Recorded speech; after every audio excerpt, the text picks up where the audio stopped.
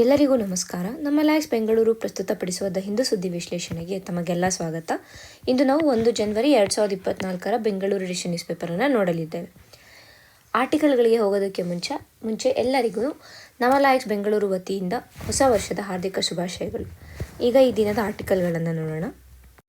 ಮೊದಲ ಆರ್ಟಿಕಲ್ ಬಂದು differently abled welcome Karnataka high court order push for disable friendly infrastructure in buses. ಇತ್ತೀಚೆಗಷ್ಟೇ Karnataka high court ಏನು ಹೇಳಿದೆ ಅಂತಂದರೆ, ಬಸ್ಗಳಲ್ಲಿ ಮತ್ತು ಬಸ್ ಸ್ಟಾಪ್ಗಳಲ್ಲಿ ಆಡಿಯೋ ಅನೌನ್ಸ್ಮೆಂಟ್ ಸಿಸ್ಟಮನ್ನು ಇನ್ಸ್ಟಾಲ್ ಮಾಡಬೇಕು ಅಂತ ಹೇಳಿದ್ದಾರೆ. ಸೊ ಏನಕ್ಕೆ ಈ ಆಡಿಯೋ ಅನೌನ್ಸ್ಮೆಂಟ್ ಸಿಸ್ಟಮ್ ಅಂತಂದರೆ, ಈಗ ಡಿಸೇಬಲ್ಡ್ ಪೀಪಲ್ ಏನಿರ್ತಾರೆ, ಈಗ ಫಾರ್ ಎಕ್ಸಾಂಪಲ್ ಕುರುಡರು ಯಾರಾದರೂ ಇದ್ದರೆ, ಬ್ಲೈಂಡ್ ಪೀಪಲ್ ಇದ್ದರೆ ಅವ್ರಿಗೆ ಈ ಆಡಿಯೋ ಅನೌನ್ಸ್ಮೆಂಟ್ ಸಿಸ್ಟಮಿಂದ ಹೆಲ್ಪ್ ಆಗುತ್ತೆ. ಅಂದರೆ ಅವ್ರಿಗೆ ಬಸ್ ಸ್ಟ್ಯಾಂಡನ್ನು ಲೊಕೇಟ್ ಮಾಡೋದಕ್ಕೆ ಇರ್ಬೋದು, ಬಸ್ಸನ್ನು ಹತ್ತಕ್ಕೆ ಇರ್ಬೋದು, ಇಲ್ಲ ಬಸ್ಸನ್ನು ಇಳಿಯೋದಕ್ಕೆ ಇರ್ಬೋದು, ಇದರಿಂದ ಹೆಲ್ಪ್ ಆಗುತ್ತೆ. ಸೊ ಅವರು ಇಂಡಿಪೆಂಡೆಂಟ್ ಆಗಿ ಇರ್ಬೋದು, ಯಾರೋ ಬೇರೆಯವ್ರ ಮೇಲೆ ಡಿಪೆಂಡೆಂಟ್ ಆಗಿರುವಂತಹ ಅವಶ್ಯಕತೆ ಇಲ್ಲ. ಹಾಗಾಗಿ ಏನು ಇನ್ಫ್ರಾಸ್ಟ್ರಕ್ಚರ್ಸ್ ಇದೆ ಬಸ್ನಲ್ಲಿ ಮತ್ತು ಬಸ್ ಸ್ಟಾಪ್ನಲ್ಲಿ, ಒಟ್ಟಿನಲ್ಲಿ ರೋಡ್ ಟ್ರಾನ್ಸ್ಪೋರ್ಟ್ ರಿಲೇಟೆಡ್ ಏನಿದೆ ಅಲ್ಲಿ ಆಡಿಯೋ ಅನೌನ್ಸ್ಮೆಂಟ್ ಸಿಸ್ಟಮ್ಸನ್ನು ಇನ್ಸ್ಟಾಲ್ ಮಾಡಬೇಕು ಅಂತ ಕರ್ನಾಟಕ ಹೈಕೋರ್ಟ್ ಆರ್ಡರ್ ಮಾಡಿತ್ತು. ಈ ಒಂದು ನಿರ್ಧಾರನ ಪರ್ಸನ್ಸ್ ವಿತ್ ಡಿಸೇಬಿಲಿಟೀಸ್ ಅವರು ಒಂಥರ ವೆಲ್ಕಮ್ ಮಾಡಿದ್ದಾರೆ ಅಂತ ಹೇಳ್ಬೋದು. ಅಂದರೆ ಅವರು ಇದರಿಂದ ಖುಷಿಯಾಗಿದೆ. ಏಕೆಂದರೆ ಈಗಾಗಲೇ ನಮಗೆ ಗೊತ್ತಿರೋ ಹಾಗೇನೆ ಹಲವಾರು ಬಾರಿ ಅವ್ರಿಗೆ ಪ್ರಾಬ್ಲಮ್ಸ್ ಆಗ್ತಾ ಇರುತ್ತೆ. ಫಾರ್ ಎಕ್ಸಾಂಪಲ್, ಈಗ ನಾವು ಗೌರ್ಮೆಂಟ್ ಬಿಲ್ಡಿಂಗ್ಸನ್ನು ಚೆಕ್ ಮಾಡಿದ್ರು ಕೂಡ ಇದು ಆಕ್ಸೆಸಿಬಲ್ ಇಂಡಿಯಾ ಕ್ಯಾಂಪೇನ್ ಅಂಡರಲ್ಲಿ ಅಪ್ರಾಕ್ಸಿಮೇಟ್ಲಿ 47 ಗೌರ್ಮೆಂಟ್ ಇನ್ಸ್ಟಿಟ್ಯೂಷನ್ಸ್ ಏನಿದೆ ಅಥವಾ ಗೌರ್ಮೆಂಟ್ ಬಿಲ್ಡಿಂಗ್ಸ್ ಏನಿದೆ ಇಷ್ಟನ್ನು ಡಿಸೇಬಲ್ ಫ್ರೆಂಡ್ಲಿ ಮಾಡಬೇಕು ಅಂತ ಒಂದು ಆರ್ಡರ್ ಇತ್ತು. ಬಟ್ ಸದ್ಯಕ್ಕೆ ಬೆಂಗಳೂರಲ್ಲಿ ನಾವು ಇದು ಮಾಡಿದ್ರೆ ಕೇವಲ 18 ಗೌರ್ಮೆಂಟ್ ಬಿಲ್ಡಿಂಗ್ಸ್ ಮಾತ್ರ ಡಿಸೇಬಲ್ ಫ್ರೆಂಡ್ಲಿ ಇದೆ. ಸೊ ಇದರಿಂದ ಏನು ಗೊತ್ತಾಗುತ್ತೆ ಅಂತಂದರೆ, ನಮ್ಮ ಒಂದು ಇನ್ಫ್ರಾಸ್ಟ್ರಕ್ಚರ್ಸ್ ಏನಿದೆ, ಸ್ಟಾರ್ಟಿಂಗ್ ಫ್ರಮ್ ಬಿಲ್ಡಿಂಗ್ ಇರ್ಬೋದು, ಟ್ರಾನ್ಸ್ಪೋರ್ಟ್ ಇರ್ಬೋದು, ಏನೇ ಇರ್ಬೋದು, ಅದು ಡಿಸೇಬಲ್ಡ್ ಫ್ರೆಂಡ್ಲಿ ಇಲ್ಲ. ಸೊ ಇದರಿಂದ ಅವ್ರಿಗೆ ಪ್ರಾಬ್ಲಮ್ ಆಗ್ತಾ ಇದೆ. ಆ್ಯಂಡ್ ಇಲ್ಲಿ ನಾವು ಏನು ನೋಡ್ಬೋದು ಅಂದರೆ ಇನ್ಕ್ಲೂಸಿವಿಟಿ ಪ್ರಾಬ್ಲಮನ್ನು ನೋಡ್ಬೋದು. ಏಕೆ ಅಂತಂದರೆ, ಯಾವಾಗ ಇನ್ಫ್ರಾಸ್ಟ್ರಕ್ಚರ್ಸು ಡಿಸೇಬಲ್ ಫ್ರೆಂಡ್ಲಿ ಇರೋದಿಲ್ಲ, ಆಗ ಏನಾಗುತ್ತೆ ಅಂತಂದರೆ ಆ ಒಂದು ಸೊಸೈಟಿ ಏನಿದೆ that will not be inclusive ಅಂದರೆ ಏನು, ಯಾವುದೇ ಒಂದು ಪ್ರೋಗ್ರಾಮ್ ಆಗಲಿ ಅಥವಾ ಏನೇ ಒಂದು ಫೆಸಿಲಿಟಿ ಇದೆ ಅಂದರೆ ಅದು ಎಲ್ಲ ಜನರನ್ನು ಅದು ಒಳಗೊಂಡಿರಬೇಕು ಅಂತ. ಫಾರ್ ಎಕ್ಸಾಂಪಲ್, ಈಗ ಬಸ್ಸಸ್ ಅಂತಲೇ ತಗೊಂಡ್ರೆ ಬಸ್ ಬಂದು ಎಲ್ಲರಿಗೂ, ಅಂದರೆ ಡಿಸೇಬಲ್ ಆಗಿರಲಿ ಇಲ್ಲ ನಾರ್ಮಲ್ ಪೀಪಲ್ ಆಗಲಿ ಎಲ್ಲರಿಗೂ ಆ ಒಂದು ಬಸ್ ಆಕ್ಸೆಸಿಬಿಲಿಟಿ ಇರಬೇಕು. So that will be on inclusive society. So ಇಲ್ಲಿ ನಾವೇನು ನೋಡ್ತೀವಿ ಅಂದರೆ ಇನ್ಕ್ಲೂಸಿವಿಟಿ ಇಲ್ಲದೆ ಇರೋದನ್ನು ನಾವು ನೋಡ್ತಾ ಇದ್ದೀವಿ. ಸೊ ಹಾಗಾಗಿ ಹೈಕೋರ್ಟ್ ಆರ್ಡರ್ ಏನಿದೆ it is a good step ಅಂತ ಹೇಳ್ಬೋದು.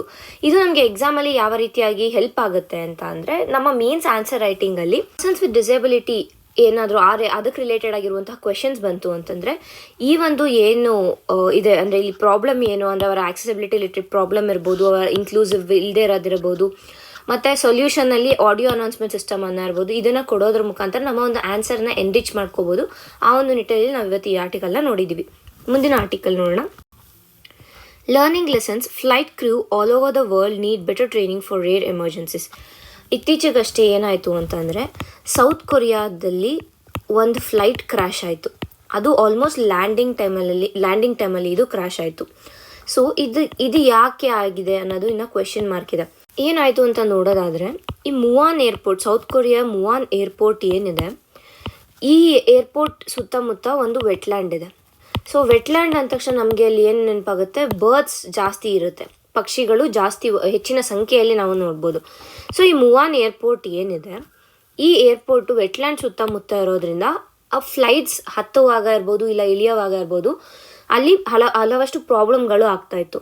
ಸೊ ಅದಕ್ಕೆ ಪ್ರಿಕಾಷನ್ ಆಗಿ ಈ ಮುವಾನ್ ಏರ್ಪೋರ್ಟಲ್ಲಿ ಈಗ ಆಲ್ರೆಡಿ ಕೆಲವು ಪ್ರಿಕಾಷನ್ಸ್, ಬರ್ಡ್ಸ್ ಕೇರ್ ಟೆಕ್ನಿಕ್ಸನ್ನು ಇನ್ಸ್ಟಾಲ್ ಮಾಡಿದ್ದಾರೆ. ಅಂದರೆ ಈಗ ಇದು ರನ್ವೇ ಅಂತಂದರೆ, ಇಲ್ಲಿ ರನ್ವೇಯಲ್ಲಿ ಏನಾದರೂ ಇಳಿಯೋ ಟೈಮಲ್ಲಿ ಇವಾಗ ಯಾವ್ದಾದ್ರು ಫ್ಲೈಟ್ ಇಳೀತಾ ಇದೆ ಇಲ್ಲ ಹತ್ತಾ ಇದೆ ಅಂತ ಅನ್ನೋವಾಗ ಇಲ್ಲಿ ಬರ್ಡ್ಸ್ ಏನಾದ್ರು ಬರುತ್ತೆ ಅನ್ನೋ ಒಂದು ಕಾರಣಕ್ಕಾಗಿ ಇಲ್ಲಿ ಒಂದು ಲೀಥಲ್ ಒಂದು ನಾನ್ ಲೀಥಲ್ ಅನ್ನೋ ಟೆಕ್ನಿಕ್ಸ್ಗಳೇನಿರುತ್ತೆ ಬರ್ಡ್ಸನ್ನು ಹೆದರ್ಸೋದಕ್ಕೆ ಆ ಟೆಕ್ನಿಕ್ಸನ್ನು ಇನ್ಸ್ಟಾಲ್ ಮಾಡಿದ್ದಾರೆ. ಸೊ ಡ್ಯೂರಿಂಗ್ ಆಪರೇಟಿಂಗ್ ಅವರ್ಸ್ ಏನಿರುತ್ತೆ, ಏರ್ಪೋರ್ಟ್ ಆಪರೇಟಿಂಗ್ ಅವರ್ಸ್ ಏನಿರುತ್ತೆ, ಆ ಒಂದು ಅವರ್ಸಲ್ಲಿ ಈ ಟೆಕ್ನಿಕ್ಸನ್ನು ಬಳಸ್ತಾಯಿದ್ರು.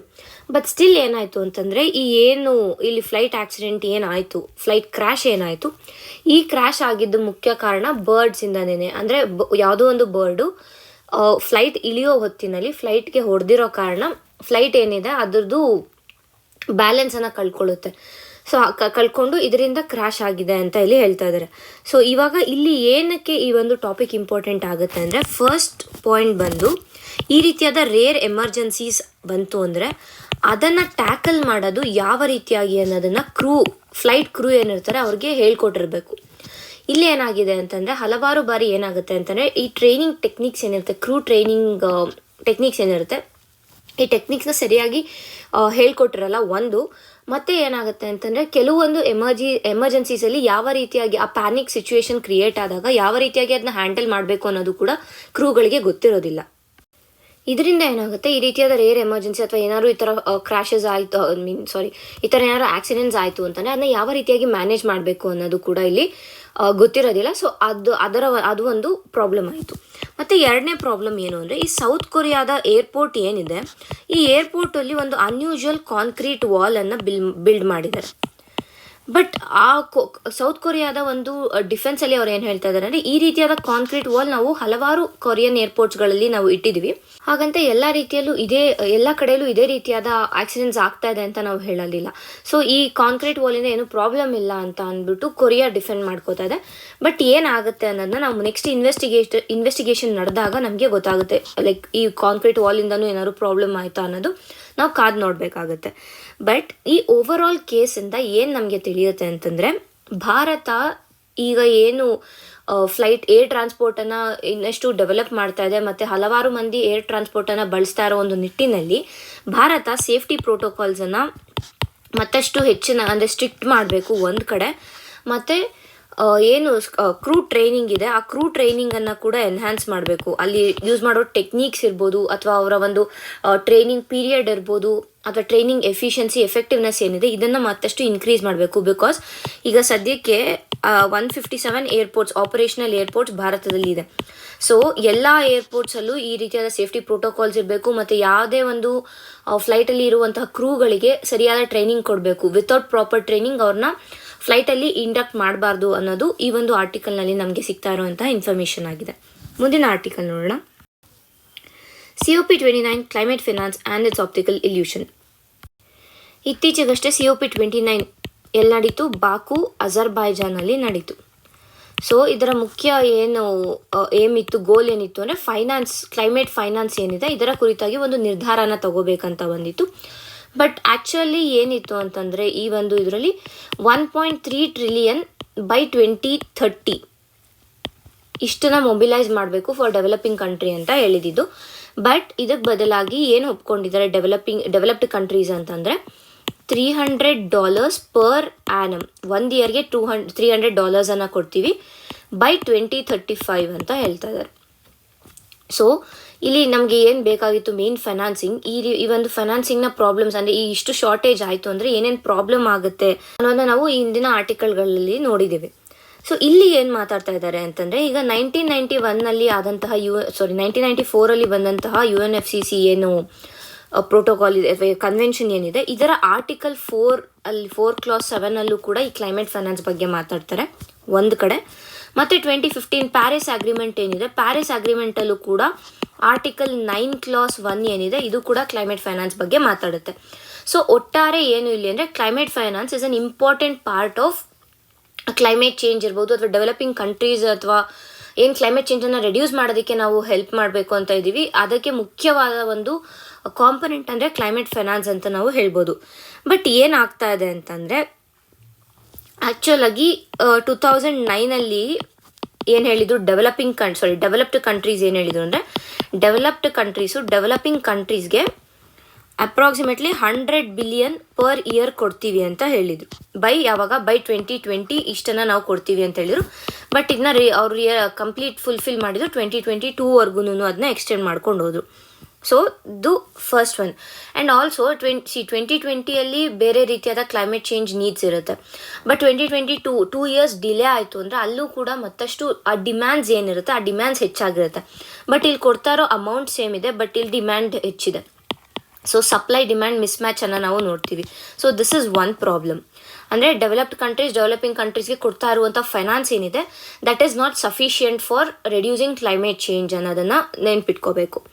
ಮತ್ತೆ ಒಂದು ಏನು ಅಂತಂದರೆ ಇಷ್ಟು ದಿನ ನಮಗೆಲ್ಲ ಗೊತ್ತಿದ್ದು NDC ಅಂದರೆ ನ್ಯಾಷನಲಿ ಡಿಟರ್ಮೈನ್ಡ್ ಕಾಂಟ್ರಿಬ್ಯೂಷನ್ಸ್ ಏನಿತ್ತು ಅದು. ಬಟ್ ಈಗ COP29 ಈ ನ್ಯಾಷನಲಿ ಡಿಟರ್ಮೈನ್ಡ್ ಕಾಂಟ್ರಿಬ್ಯೂಷನ್ಸ್ ಬಗ್ಗೆ ಮಾತನಾಡಿದ್ರೆ ಈ NCQG ಏನಿದೆ ಅಂದರೆ ಏನು new collective and quantified goals ಇದೆ ಇದರ ಕುರಿತಾಗಿ ಮಾತಾಡಿದ್ದಾರೆ. ಆ್ಯಂಡ್ ಈ ನ್ಯೂ ಕಲೆಕ್ಟಿವ್ ಕ್ವಾಂಟಿಫೈಡ್ ಗೋಲ್ಸ್ ಏನಿದೆ ಇದು ಆ್ಯಕ್ಚುಲ್ ಆಗಿ ಹೆಚ್ಚಿನದಾಗಿ ಏನಂತೀವಿ ನೆಗೆಟಿವ್ ಎಫೆಕ್ಟ್ ಕೊಡ್ತಾ ಇರೋದು ಇದು ಲೋ ಇನ್ಕಮ್ ಕಂಟ್ರೀಸ್ ಇರ್ಬೋದು, ಇಲ್ಲ ಅಂತಂದರೆ ಸ್ಮಾಲ್ ಐಲ್ಯಾಂಡ್ ಡೆವಲಪಿಂಗ್ ಸ್ಟೇಟ್ಸ್ ಇರ್ಬೋದು, ಇವುಗಳಿಗೆ ಹೆಚ್ಚಿನದಾಗಿ ಇದು ಪ್ರಾಬ್ಲಮನ್ನು ಕ್ರಿಯೇಟ್ ಮಾಡುತ್ತೆ. ಯಾಕೆ ಅಂತಂದರೆ ಈ NCQG ಏನಿದೆ ಇದು NDCsಗಳಿಂದ ಹೆಚ್ಚಿನದಾದ ಒಂದು ಹೊರೆಯನ್ನು ನ್ಯಾಷನಲ್ ಗೌರ್ಮೆಂಟ್ಸ್ ಮೇಲೆ ಹಾಕ್ತಾ ಇದೆ ಅಂತ ಹೇಳ್ಬೋದು.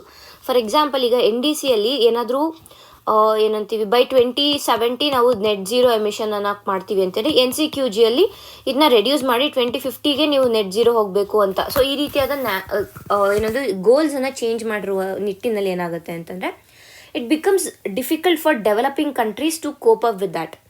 ಏಕೆಂದರೆ ಒಂದು ಕಡೆ ಫೈನಾನ್ಸ್ ಸರಿ ಕೊಡ್ತಾ ಇಲ್ಲ, ಮತ್ತೊಂದು ಕಡೆ ಏನಾಗ್ತಾ ಇದೆ ಅಂತಂದರೆ ಟೆಕ್ನಾಲಜಿ ಇಲ್ಲ, ಇನ್ನೊಂದು ಕಡೆ ಎಕ್ಸ್ಪರ್ಟೀಸ್ ಇಲ್ಲ. ಈ ಎಲ್ಲ ಲ್ಯಾಕಿಂಗ್ ಇರೋದ್ರಿಂದ ಒಂದು ಕಡೆ ಡೆವಲಪಿಂಗ್ ಕಂಟ್ರೀಸ್ಗೆ ಬಹಳಷ್ಟು ಹಾನಿ ಆಗ್ತದೆ. ಈ ಒಂದು ಕ್ಲೈಮೇಟ್ ಚೇಂಜನ್ನು ನಿಭಾಯಿಸೋದಕ್ಕೆ ಇರ್ಬೋದು, ಇಲ್ಲ ಅದರ ಮಿಟಿಗೇಷನ್ ಇರ್ಬೋದು, ಅದರ ಅಡ್ಯಾಪ್ಟೇಷನ್ಗೆ ಇರ್ಬೋದು. ಇನ್ನು ನಾವು ಭಾರತ ಮತ್ತು NCQG ಬಗ್ಗೆ ನೋಡೋದಾದರೆ ಏನಾಗುತ್ತೆ ಅಂದರೆ ಭಾರತ ಯಾವಾಗ್ಲೂ ಈ ಕ್ಲೈಮೇಟ್ ಫಿನಾನ್ಸ್ ರಿಲೇಟೆಡ್ ಬಂದಾಗ ಡೆವಲಪಿಂಗ್ ಕಂಟ್ರೀಸ್ಗೆ ಹೆಲ್ಪ್ ಮಾಡಬೇಕು ಅನ್ನೋದನ್ನೇ ರಿಯೈಟ್ರೇಟ್ ಮಾಡ್ತೀವಿ ನಾವು ಭಾರತದಲ್ಲಿ. ಹಾಗೆ ಏನು ನಮ್ಮ CBDR ಪ್ರಿನ್ಸಿಪಲ್ ಇದೆ, ಕಾಮನ್ ಬಟ್ ಡಿಫ್ರೆನ್ಷಿಯೇಟೆಡ್ ರೆಸ್ಪಾನ್ಸಿಬಿಲಿಟಿ, ಇದನ್ನು ಕೂಡ ಭಾರತ ಅಪ್ಹೆಲ್ಡ್ ಮಾಡುತ್ತೆ ಒಂದು ಕಡೆ. ಬಟ್ ಭಾರತ ಈಗ ಡಿಟರ್ಮೈನ್ ಮಾಡಿರುವಂಥ NCQG ಏನಿದೆ ಇದರ ಪ್ರೆಸೆಂಟ್ ಫಾರ್ಮ್, ಈಗ ಸದ್ಯಕ್ಕಿರುವಂಥ ಫಾರ್ಮನ್ನು ಭಾರತ ಒಪ್ಕೊಳ್ಳೋದಕ್ಕೆ ರೆಡಿ ಇಲ್ಲ. ಯಾಕೆಂದರೆ it is done without the consultation of India ಅಂತ ಭಾರತ ಹೇಳ್ತಾ ಇದೆ. ಅಂದರೆ ನಮ್ಮ ಕನ್ಸಲ್ಟೇಷನ್ ಇಲ್ದಿರನೇ NCQGಯನ್ನು ಏನಂತೀವಿ ಫ್ರೇಮ್ ಮಾಡಿದ್ದಾರೆ. So present form and shape ಏನಿದೆ ಇದು ಅಡಾಪ್ಟ್ ಮಾಡ್ಕೊಂಡಿರೋದು ತಪ್ಪು ಅಂತ ಭಾರತ ಡಿಸಪಾಯಿಂಟ್ಮೆಂಟನ್ನು ವ್ಯಕ್ತಪಡಿಸಿದೆ ಅನ್ನೋದು ಕೂಡ ನಮಗೆ ಗೊತ್ತಿರಬೇಕಾಗತ್ತೆ. ಇದರ ಜೊತೆಗೆ ಭಾರತ ಈಗಾಗಲೇ ಇರುವಂತಹ ಏನು ಈ $1.3 ಟ್ರಿಲಿಯನ್ ಏನಿತ್ತು ಮೊಬಿಲೈಸ್ ಮಾಡಬೇಕು ಅಂತ ಇದನ್ನು ಕೂಡ ಸಪೋರ್ಟ್ ಮಾಡ್ತಾ ಇದೆ. Because India being a developing country ನಮಗೆ ಗೊತ್ತಿದೆ ಎಷ್ಟು ಕ್ಲೈಮೇಟ್ ಚೇಂಜಿಂದ ನಾವು ಏನಂತೀವಿ ನೆಗೆಟಿವ್ ಎಫೆಕ್ಟ್ಸನ್ನು ಅನುಭವಿಸ್ತಾ ಇದ್ದೀವಿ ಅಂತ. ಸೊ ಹಾಗಾಗಿ ಇದನ್ನು ಕೂಡ ಭಾರತ ಸಪೋರ್ಟ್ ಮಾಡ್ತಾ ಇದೆ. ಆ್ಯಂಡ್ ಆಲ್ಸೋ ಇದರ ಜೊತೆಗೆ ಮಿಟಿಗೇಷನ್ ವರ್ಕ್ ಪ್ರೋಗ್ರಾಮ್ಸ್ ಇರ್ಬೋದು, ಇಲ್ಲ ಜಸ್ಟ್ ಟ್ರಾನ್ಸಿಷನ್ ಇರ್ಬೋದು. ಜಸ್ಟ್ ಟ್ರಾನ್ಸಿಷನ್ ಅಂತಂದರೆ ಏನಾಗುತ್ತೆ ಅಂದರೆ ನಾವು ಫಾಸಿಲ್ ಫ್ಯೂಯಲ್ಸನ್ನು ಯೂಸ್ ಮಾಡ್ತಾ ಇದ್ದೀವಿ, ಅದರಿಂದ ರಿನ್ಯೂವಬಲ್ ಎನರ್ಜಿಗೆ ಶಿಫ್ಟ್ ಆಗ್ತೀವಿ. ಬಟ್ ಯಾವುದೇ ರೀತಿಯಾದ ಒಂದು ಏನಂತೀವಿ ನೆಗೆಟಿವ್ ಎಫೆಕ್ಟ್ಸ್ ನಮ್ಮ ಒಂದು ಎಕಾನಮಿ ಮೇಲಾಗಲಿ ಅಥವಾ ನಮ್ಮ ಒಂದು ಜನರ ಮೇಲಾಗಲಿ ಆಗದೇ ಇರೋ ರೀತಿಯಾಗಿ ಟ್ರಾನ್ಸಿಷನ್ ಆಗೋದನ್ನು ನಾವು ಜಸ್ಟ್ ಟ್ರಾನ್ಸಿಷನ್ ಅಂತ ಕರಿತೀವಿ. ಸೊ ಇದೆಲ್ಲದನ್ನು ಕೂಡ ಭಾರತ ಸಪೋರ್ಟ್ ಮಾಡ್ಕೊಂಬಂದಿದೆ. ಸೊ ಈಗ ಈ ಡೆವಲಪ್ಡ್ ನಾರ್ತ್ ಏನು ಮಾಡಬೇಕಂದ್ರೆ ಈ ಡೆವಲಪ್ಡ್ ಕಂಟ್ರೀಸ್ ಏನು ಮಾಡಬೇಕು ಅಂತಂದರೆ ಈ ಏನು ಕ್ಲೈಮೇಟ್ ಫೈನಾನ್ಸ್ ಇದೆ ಇದನ್ನು ಬರೀ $300 ಬಿಲಿಯನ್ ಪರ್ ಆನಮ್ ಅಂತ ಹೇಳಿದರೆ ಇದನ್ನು ಮತ್ತಷ್ಟು ಇನ್ಕ್ರೀಸ್ ಮಾಡಬೇಕು ಒಂದು ಕಡೆ. ಮತ್ತು quality finance commission climate finance ಒಂದು ಕಡೆ ಸ್ಕೇಲನ್ನು ಇನ್ಕ್ರೀಸ್ ಮಾಡಬೇಕು, ಇನ್ನೊಂದು ಕಡೆ ಕ್ವಾಲಿಟಿಯನ್ನು ಇನ್ಕ್ರೀಸ್ ಮಾಡಬೇಕು. ಎರಡನ್ನೂ ಇನ್ಕ್ರೀಸ್ ಮಾಡಿದಾಗ ಮಾತ್ರ ಈ ಒಂದು ಕ್ಲೈಮೇಟ್ ಫೈನಾನ್ಸ್ ಪ್ರಾಬ್ಲಮ್ ಕಡಿಮೆ ಆಗುತ್ತೆ. ಮತ್ತು ಏನು ನಮ್ಮ ಕ್ಲೈಮೇಟ್ ಚೇಂಜ್ ಏನಿದೆ ಈ ಕ್ಲೈಮೇಟ್ ಚೇಂಜನ್ನು ಟ್ಯಾಕಲ್ ಮಾಡೋದಕ್ಕೆ ಡೆವಲಪಿಂಗ್ ಕಂಟ್ರೀಸ್ಗೆ ಒಂದು ಹೆಲ್ಪ್ ಸಿಗುತ್ತೆ ಅನ್ನೋದು ಈ ಒಂದು ಒಟ್ಟಾರೆ ಆರ್ಟಿಕಲ್ನ ಸಾರಾಂಶ ಆಗಿದೆ. ಮುಂದಿನ ಆರ್ಟಿಕಲ್ ನೋಡೋಣ. 10 payloads of ISRO's POEM-4 module deployed successfully. ನಮಗೆಲ್ಲ ಗೊತ್ತಿದೆ ಸೋಮವಾರ ಅಂದರೆ 30ನೇ ಡಿಸೆಂಬರ್ ಏನಿತ್ತು 2024 ಇದು ಇಸ್ರೋದ ಲಾಸ್ಟ್ ಮಿಷನ್ ಸ್ಪ್ಯಾಡೆಕ್ಸ್ ಏನಿದೆ ಇದನ್ನು ಲಾಂಚ್ ಮಾಡಿದ್ವಿ. ಸೊ ಆ ಒಂದು ನಿಟ್ಟಿನಲ್ಲಿ ಈ ಆರ್ಟಿಕಲ್ ಕಂಟಿನ್ಯೂ ಆಗಿದೆ. ಈ ಆರ್ಟಿಕಲ್ ಏನು ಹೇಳ್ತಾ ಇದೆ ಅಂತಂದರೆ ಈ ಸ್ಪ್ಯಾಡೆಕ್ಸ್ ಮಿಷನ್ದು ಮುಖ್ಯ ಉದ್ದೇಶ ಏನಿತ್ತು ಸ್ಪೇಸ್ ಡಾಕಿಂಗ್ ಎಕ್ಸ್ಪೆರಿಮೆಂಟ್ ಒಂದು. ಮತ್ತೊಂದು ಕಡೆ ಏನಿತ್ತು ಅಂದರೆ ಆ ಸ್ಪೇಸ್ ಡಾಕಿಂಗ್ ಎಕ್ಸ್ಪೆರಿಮೆಂಟಲ್ಲಿ ಅಲ್ಲಿ ಹೋಗಿ ಏನಂತೀವಿ ಆ ಒಂದು ಎನ್ವಿರಾನ್ಮೆಂಟಲ್ಲಿ ಸೈಂಟಿಫಿಕ್ ಎಕ್ಸ್ಪೆರಿಮೆಂಟ್ಸನ್ನು ಕ್ಯಾರಿ ಔಟ್ ಮಾಡೋದು ಮುಖ್ಯ ಏಮ್ ಆಗಿತ್ತು. ಸೊ ನಿನ್ನೆ ಅಂದರೆ 31ನೇ ಡಿಸೆಂಬರ್ ಏನಾಗಿದೆ ಅಂತಂದರೆ ಅಲ್ಲಿ ಹೋಗಿ at an altitude of 350 kilometre and 55 degree ಇನ್ಕ್ಲಿನೇಷನಲ್ಲಿ ಈ ಒಂದು ಏನು ಸೈಂಟಿಫಿಕ್ ಎಕ್ಸ್ಪೆರಿಮೆಂಟ್ಸನ್ನು ಕ್ಯಾರಿ ಔಟ್ ಮಾಡಬೇಕು ಅಂತ ಡಿಸೈಡ್ ಮಾಡಿದರು ಅದನ್ನು ಕಂಪ್ಲೀಟ್ ಮಾಡಿದ್ದಾರೆ.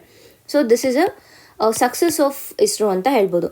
ಇಲ್ಲಿ ಏನು ನಮಗೆ ಇಂಪಾರ್ಟೆಂಟ್ ಆಗುತ್ತೆ ಅಂದರೆ ಇದು ಬರೋದು ಇನ್ಸ್ಪೇಸ್ ಆರ್ಗನೈಸೇಷನ್ ಇದೆ. ಈ ಆರ್ಗನೈಸೇಷನ್ ಈ ಒಂದು ಎಕ್ಸ್ಪೆರಿಮೆಂಟ್ ಅಥವಾ ಈ ಒಂದು ಮಿಷನನ್ನು ಜವಾಬ್ದಾರಿಯನ್ನು ಹೊತ್ಕೊಂಡಿತ್ತು.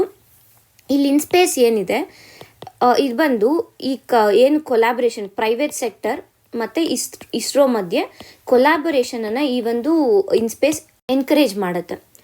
ಈಗ ಈ ಒಂದು ಮಿಷನ್ ಏನಿದೆ, ಈ ಸ್ಪ್ಯಾಡೆಕ್ಸ್ ಮಿಷನ್, ಇದರಿಂದ ಏನು ಹೆಲ್ಪ್ ಆಗುತ್ತೆ ಅಂತಂದರೆ ಭಾರತದ ಎಜುಕೇಷನಲ್ ಇನ್ಸ್ಟಿಟ್ಯೂಷನ್ಸ್ ಇರ್ಬೋದು, ರಿಸರ್ಚ್ ಆರ್ಗನೈಸೇಷನ್ಸ್ ಇರ್ಬೋದು, ಇಲ್ಲ ಅಂತಂದರೆ ಸ್ಟಾರ್ಟಪ್ಸ್ ಇರ್ಬೋದು, ಇವರೆಲ್ಲರೂ ಕೂಡ ಅವರ ಏನಾದ್ರು ಒಂದು ಸ್ಪೇಸ್ ಟೆಕ್ನಾಲಜಿನ ಟೆಸ್ಟ್ ಮಾಡಬೇಕು ಅಂದರೆ ಈ ಮಿಷನನ್ನು ಬಳಸ್ಬೋದು. ಸೊ ಇಲ್ಲಿ ಏನು ಗೊತ್ತಾಗುತ್ತೆ ಅಂದರೆ ಪ್ರೈವೇಟ್ ಸೆಕ್ಟರು ಬಂದು ಇಸ್ರೋದ ಏನೇ ಫೆಸಿಲಿಟೀಸ್ ಏನಿದೆ ತಮ್ಮ ಒಂದು ಬೆಳವಣಿಗೆಗಾಗಿ ಇಸ್ರೋ ಫೆಸಿಲಿಟೀಸನ್ನು ಯೂಸ್ ಮಾಡ್ಕೋಬೋದು. ಸೊ ಅದನ್ನು ಎನ್ಶೋರ್ ಮಾಡೋದು ಈ ಇನ್ಸ್ಪೇಸ್. ಸೊ ಇಷ್ಟು ನಮಗೆ ಬೇಸಿಕ್ ಇನ್ಫಾರ್ಮೇಷನ್ ಈ ಒಂದು ಆರ್ಟಿಕಲ್ನಲ್ಲಿ ಸಿಗ್ತಾ ಇದೆ. ಇಷ್ಟು ಈ ದಿನದ ಆರ್ಟಿಕಲ್ಗಳಾಗಿವೆ. ಧನ್ಯವಾದಗಳು.